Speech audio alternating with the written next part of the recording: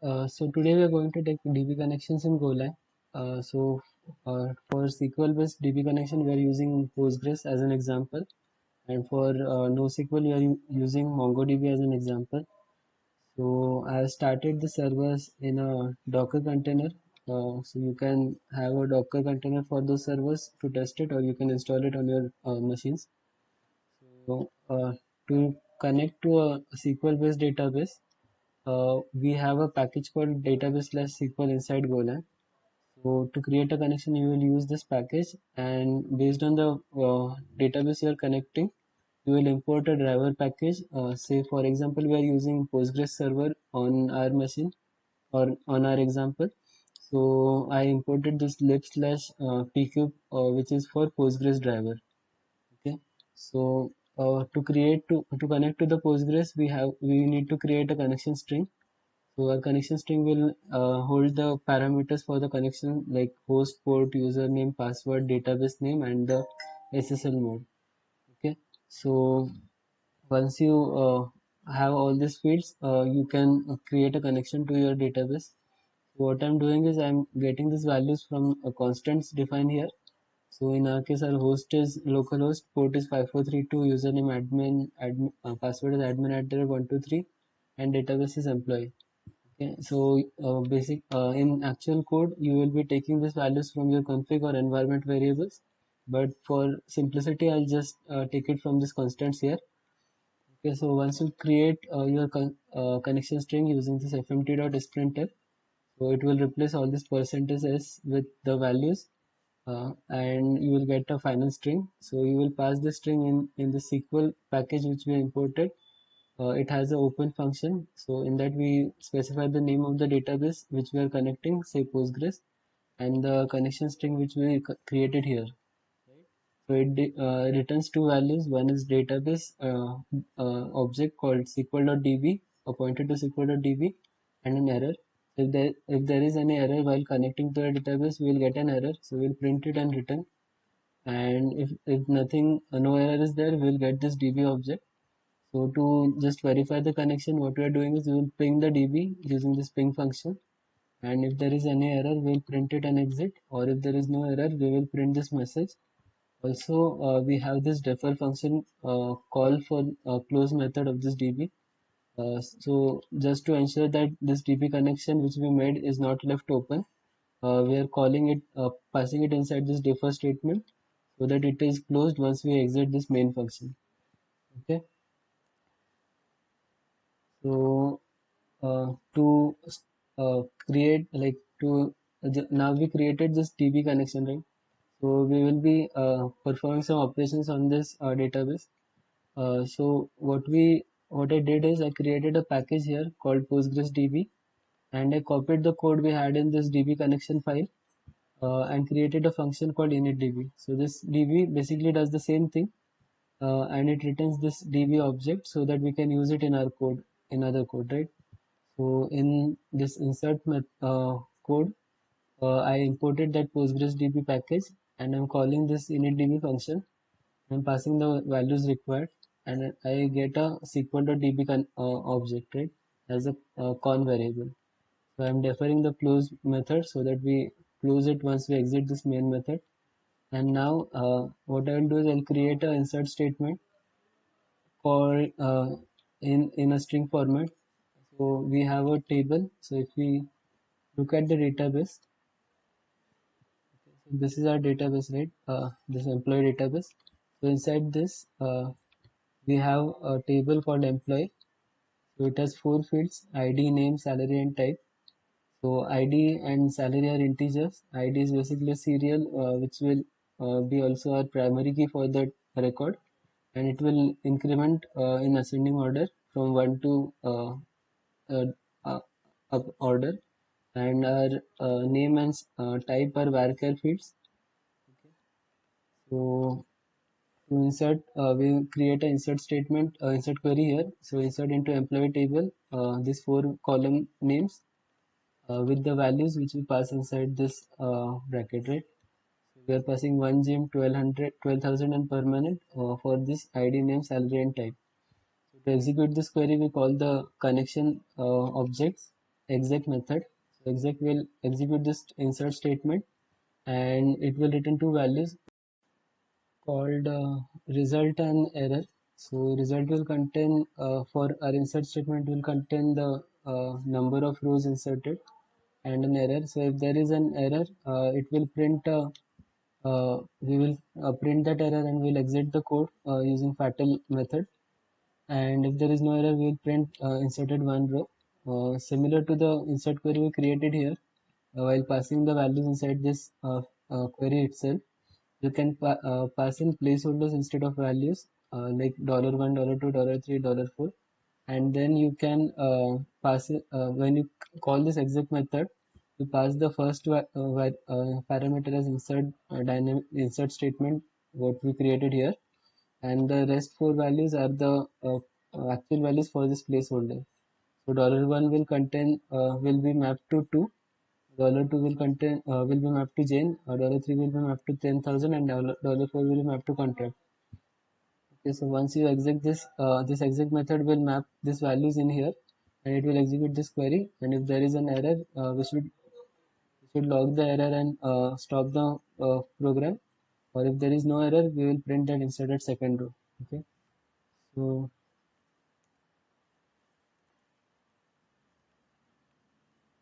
to run this, so first we will check how to make the connection, right? So we will run this db connection code. If I run this, so I am getting this successfully connected to Postgres server message. So if this Postgres server is not working, and if I try to connect to it,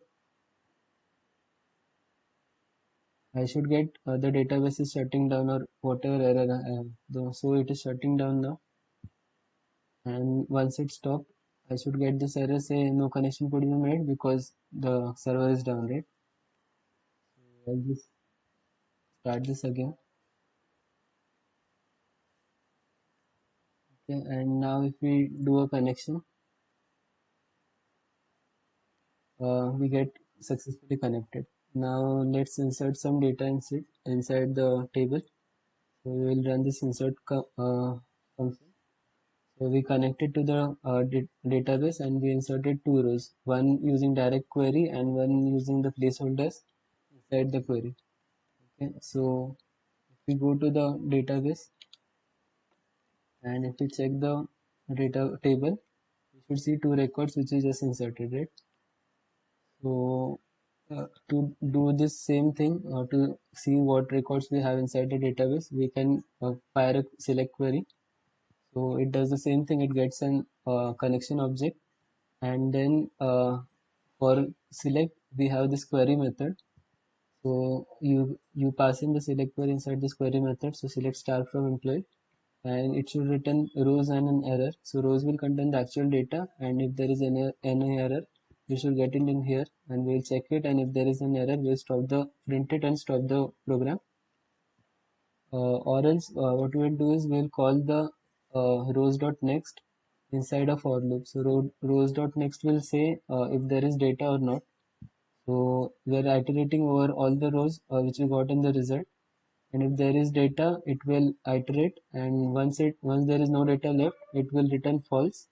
So it returns bool, right? So it returns false and this loop will end.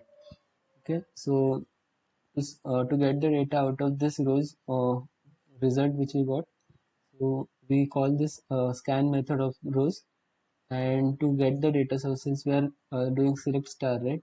So we will get four values. So I'm creating four variables, say ID and salary, which are of type integer, and name and employee type since they are varchar. So I'm creating them as string, and I'm scanning them in the same order as I will get the result, right? So first we have ID, name, salary, and type, right? So in the same order I'm passing it here, ID, name, salary, and type, and I should get the values inside this variables, and then uh, I'll check for the error. If there is an error, we'll print and stop, or if there is no error, we'll just print these values and then we'll exit. So if you just want to print, you can print it here, or you can create a variable here and store all these variables inside that, and so that you can access it after this for loop ends. Okay, and then once you are done with your iteration, you have this defer block called. So that so we could call this deferred rows dot close, so that the rows we read like scan here are not left open, and the IO reader is closed, right? So this is just like a safe thing to do. And to just see the output, what we can do is we will run this select query. So this we connected to the database, and then it printed these two values which we have in our data table. So once you get the data, if you want to update something, you will fire a update query, right? You make a connection to the database, and then you will create a update query like update employee, and here we are setting the name and the salary based on condition that ID is equal to something, right? So here we are using a placeholders like we did for the insert query as well. So the first placeholder one will be taking value Mary, second will be taking value 14,000, and third will be taking value 2. Okay, so once you do this update statement, for update, insert and delete we have exact same method. Just for select we have query method, right? So if you do the exec for this update statement, we should get the result contain like result value containing how many rows were updated and an error. So they are skipping that result part because we don't need it as of now. So if there is any error, we are checking it, and then we are printing it and stopping the flow of program. Or if there is no error, we are printing that updated the record, right? So if I run the update program for a Postgres server, so it says updated record with ID2. And now if I run the select query again, so the previous value Jane with salary 10,000 is updated to Mary with salary 14,000. So after update, if you want to delete, you create a delete statement here like we did for others. So delete from employee where ID is equal to some value which we will pass in the exec command. So here we are saying that if ID is equal to 1, to delete that record. So similar to other three things, insert, update and delete, we'll call exec method. We'll pass in the statement and the value for this placeholder, and if there is an error, we'll print it and stop the flow program, and if there is no error, we'll print delete a deleted record. Okay, so if I run the delete uh, program here, I'm getting deleted record with ID, right? So if we run the select query again, our ID equal to 1 record will be deleted, right? And now we just have the record with ID equal to 2 called Mary with salary and type, right? So this was how you connect to the Postgres database. So the what we did here is we created a query manually, right, using a string. So you can also use a query builder to generate these queries. So for Golang, we have a query builder package called Squirrel. So I'm importing this package called Squirrel, and I'm giving an alias as SQ to use it wherever I want. Okay. So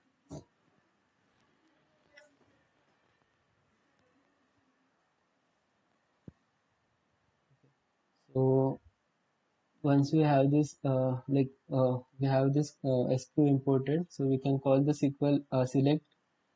For select query, we can call the select method, select function inside this package. Then inside select, we have the name of the columns which we want to select. Then we use the dot from method to specify the table name. Then we have dot where method to specify some condition based on which we want to query that data. So here we are checking sq.eq. So eq is equal. We also have like or not equal, similar to this. So this means that if id is equal to the key which we have, it should select the data ID and data from this table. Okay, and then to execute this query, we specify the DB connection. So DB connection object is the same thing which we get from open connection, right? SQL.db object. This is the same thing which we pass in inside this run with method. And then if you are using the placeholders, as if you are using some placeholders inside your query, like we did for insert query, right? We had placeholder like $1. So you need to specify what placeholder you are using. Here, if we specify sq.dollar, it will mean that we are using placeholders in this format. Then finally, you call the query function. So since we are using select, we are calling this query function. So if you are using insert, we will call exec method, or update you will call exec method, or delete also you will call the exec method. Okay, so this is just a query builder for you. So you will build the query and you will call the query method in case of select, and you should get rows which you will like iterate in this for loop and then scan the data as we did for the normal query here. Here also we call the query function and we got rows and error. We will iterate over the rows and we will scan the data and get the data from the rows we scan.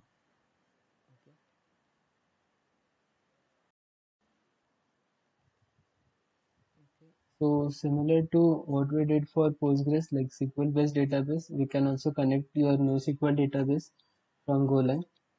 So for our example, we are using MongoDB, right? So for MongoDB, these packages or the driver you can call are provided by the MongoDB organization itself. We have this one package called Mongo, and we also have another package called Options. So these two we will be using for connecting to your MongoDB server. So this is where our MongoDB is hosted, right? So at localhost 27017, we have our MongoDB running. So I created a URL for it, and then to create a new client, what we need is we create a new options for the client. So our client will connect at the URL which is specified in this string. So we are using apply URL and passing this URL inside the client options. So we are creating the options here, we are passing the URL in here, and that options will be used for creating the new client. So once you create a new client, you should get a mongo.client object. If there is any error, you will log and exit the code. And if there is no error, we will try to connect to that database using the client which we created. Okay, so we'll call client.connect method, and here we need a context to be passed. So what this context will do is we are creating a context with timeout of 10 seconds. So it will try to connect to the server and it will wait for 10 seconds to get successful connection. And if there is no connection, then it should exit or it should return an error, right? So this context we created and which we passed in this connect method. So if there is any error, it will print it here. Or if there is no error, then we will try to ping that server using the same context which we have. And if there is an error while pinging also, we will log it and exit. Or if there is no error, we will print that it is successfully connected. Okay. So we have our server running. So just to see if it is working fine, we'll call the dbconnection.go, run this dbconnection.go program. Okay, so now it says that it is successfully connected. So if you want to check that context thing, so we can stop this server now, and we will run this db connection code again.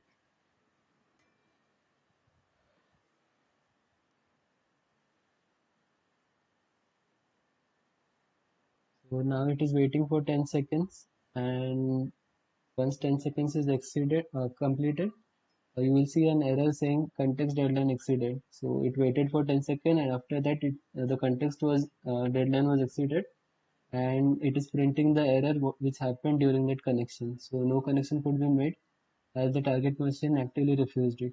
So our server was down, therefore it could not connect. If we start it again and if we run it, it should immediately connect, right? So it is successfully connected to MongoDB server. Okay. So So now we have the connection. So what we did is to use in these four files: insert, delete, update, and select. I copied this code and created a new package called MongoDB.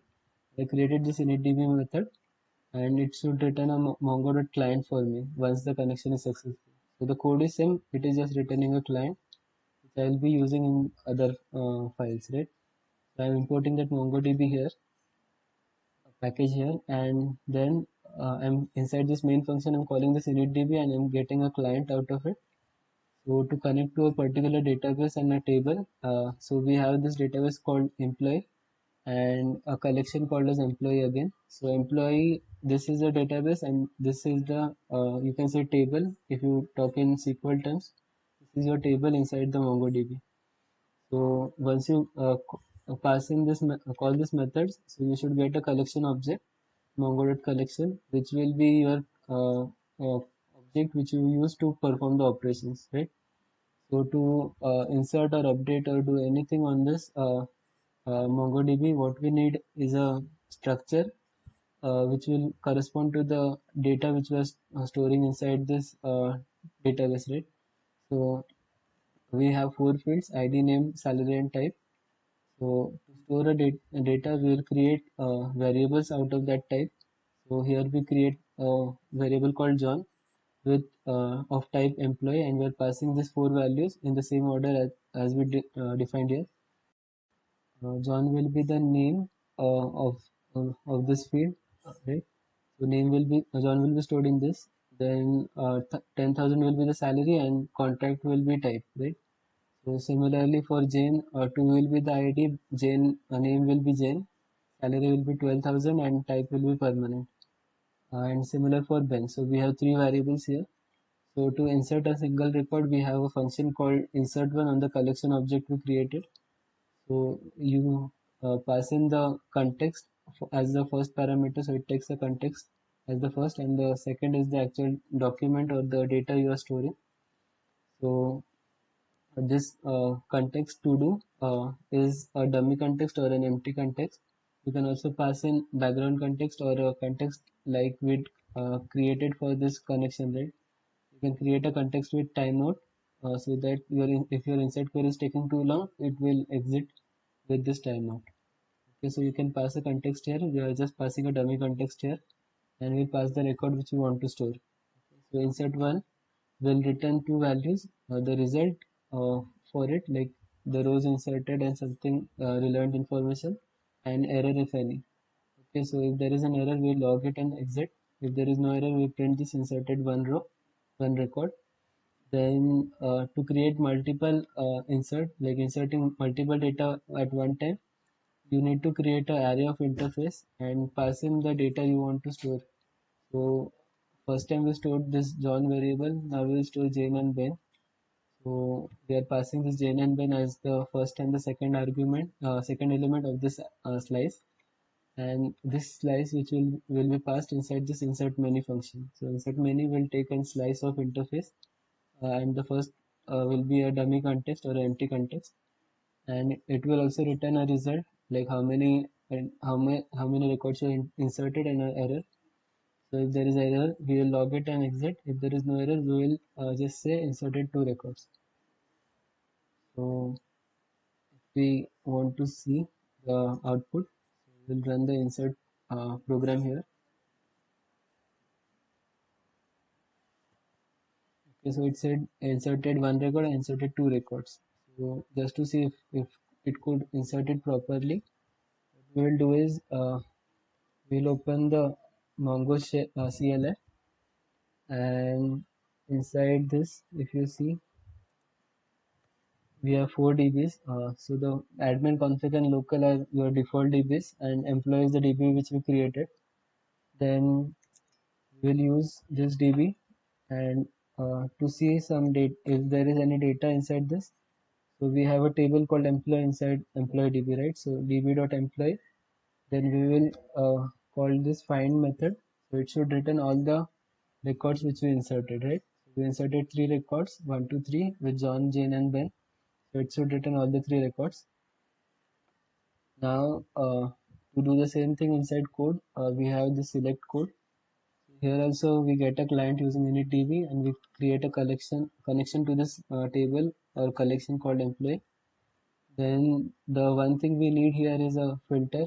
So we are trying to get record based on some condition. So to create a filter, we have a package inside the same MongoDB driver called Bison. So Bison will provide this structure called D. So this will be used uh, as a filter, right?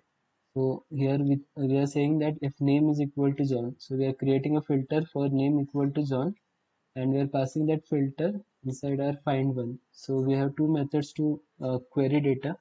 One is find one, it will return single record, and other is find, which will return all the records matching your filter. So here we have a filter called name equal to John. We are passing it here, and the data which we get from this output find one, we are directly decoding it here, and we are creating an employee one variable which is of type employee, and we're passing a reference to that variable. So all the data it got from this find one query will be decoded inside this employee one, and we will print that record. And the other way to do is to query all the data. So to query all data, we have find, and we're passing an empty filter, so it should return all the record. And so it returns rows, right? Like we had for select query in Postgres, it returns a similar kind of rows and an error.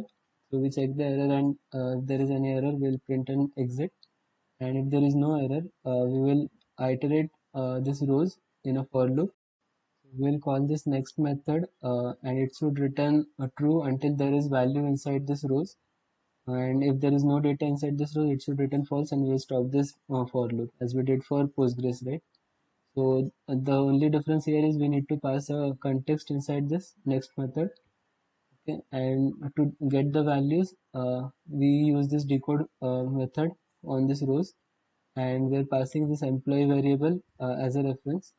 So if there is any error, we will print that error and exit. And if there is no error, the data should be passed inside this employee variable, and we can access it using its individual fields. Like to get the ID, we can call emp.id. To get name, we can call emp.name, emp.salary for the salary, and emp.type for the type, right? So if we run this code, we inserted three records, right? If we run this select code, you should see this is the find one query which we did here. So it printed this employee one matching this condition name equal to John, right? So name equal to John, it printed the record, and this is the for loop which we are running for all the records which we got. So we had three records, John, Jane, and Ben, with their salaries and their type of employee type, contract, permanent, and permanent. Okay. So if you want to update some data inside your collection, so similar to the select query, we can create a filter. So based on this condition, it will update the data, and the actual code, the actual thing that is updated is done in here. So we create a JSON.d object, and we say that set the values of salary to 20,000 if it matches this filter, right? So we have a condition called update one. So it will just update one record which will match this condition. So the first element is a to-do context, first argument which we pass to update one, and then we pass in the filter and the update logic which we have. So what to do when it matches this filter. So if it matches this filter, it should update the salary to 20,000. And so it should return two values again, result and an error. So result will contain how many rows updated and other relevant information, and error will contain if there is any error executing this query. So if there is error, we print the error and exit. And if there is no error, we will print updated one record. Okay, so now here we are trying to update the salary for name equal to John. So if we run this command, run this function code update.go. So it was successfully updated. Now if we run this select query again, so previously the salary for John was 10,000. Now it is updated to 20,000, right? So, and similarly, if you want to delete a record, you can create a filter. Like this is the connection part, right? We create a client, we get the collection connection to the collection, and then we create a filter here for name equal to John, and we have two methods, delete one and delete many. So if you want to just delete one record based on this filter, so you can pass in that filter here, and it will delete that one record matching this condition name equal to John, and it should return same like how many rows will be deleted and relevant information in the result, how many rows deleted and other information in the result, and error in this err object. So we'll check here error here and print it and exit if there is any error, and if there is no error we will print this deleted one record. And if you want to delete all the records without checking any condition, you can pass in an empty filter here in this delete many function method of this collection, and it should delete all the records. Okay, so here also you will get how many records deleted and other information in this result which we like omitted here, and we get an error. So we check the error, we print it if there is any error and exit, and if there is no error we'll print deleted all records. Okay, so now we have three records, right? So if we run this delete code, it says one record deleted for the first thing which we did based on the filter, and then it deleted all the records for the empty filter, right? It delete many query. Delete many query deleted all the records. So if we run the select function again, select program again. So this is our find. So this is the result for our find one query. So since there is no record, it is just returning an empty struct, and our for loop is not getting any data in the rows, so it is not printing anything. Okay, just to verify if everything is deleted inside this DB as well.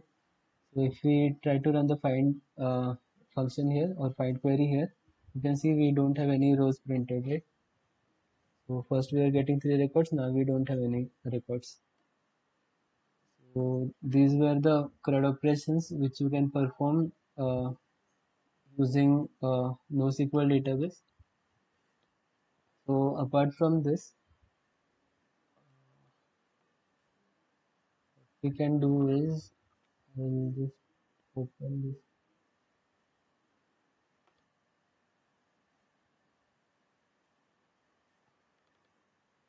Okay, so there is one other package called GoRM. So it is basically used for schema based queries, right? So if you have an employee table inside your DB, so this is a table, right? So you can create a similar structure inside your code like this, and you can create the fields here, and what you will do is you will create a tag for each of this field. Okay, so the GOM package, which is this gom.io.gom package, it will read this GoRM tag, and it will map your field to the actual column inside your table. Okay, so this GoRM will map this ID to the small case ID inside the table, name to the name, salary to salary, type to type. Okay, and if you want to specify any additional constraint like primary key or something, so you can type it here inside this GOM tag. Okay, so this column is ID and it is a primary key. So the GOM package will handle it in the same way, right? And to create a connection to the database using GoRM, we will be creating a normal connection using open, and then what you will do is I have it here.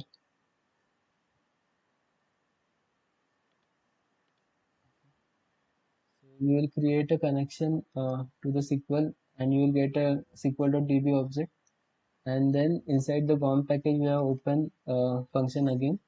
So you will create a Postgres connection using this Postgres.new, and inside the config you will pass this connection which you got from this SQL.open function. Okay. So we will pass that object here.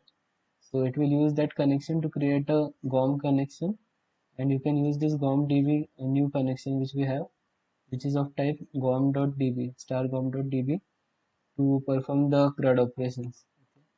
So like if you want to create a new employee, you will create an employee variable passing the data inside this structure, and you will pass in the reference to this employee in the create method for the GOM-DB.